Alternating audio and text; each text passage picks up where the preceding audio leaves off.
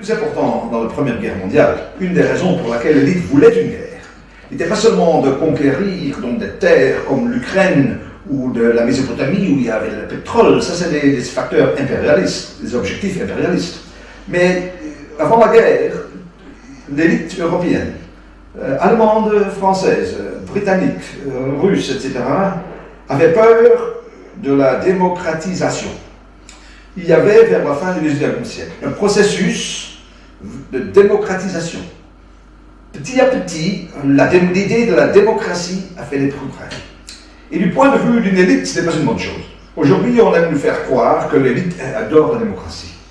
Que notre bon roi et la reine, ils sont tous démocrates, ils adorent la démocratie. Eh bien, c'est pas vrai. Les rois préfèrent être des Louis XIV, avoir tout le pouvoir.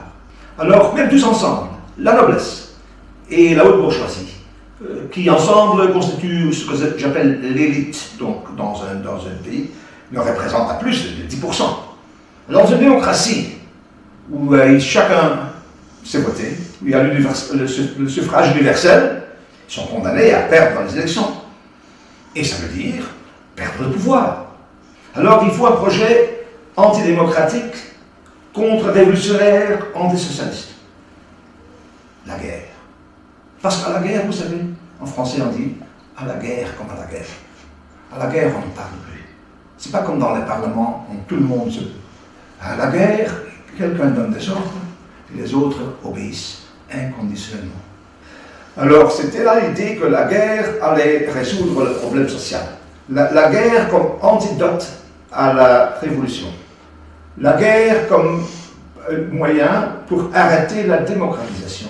La guerre pour, en fait, non seulement arrêter la démocratisation, mais peut-être même détricoter les concessions qu'on a déjà dû faire, le terrain qu'on a déjà perdu aux socialistes, etc.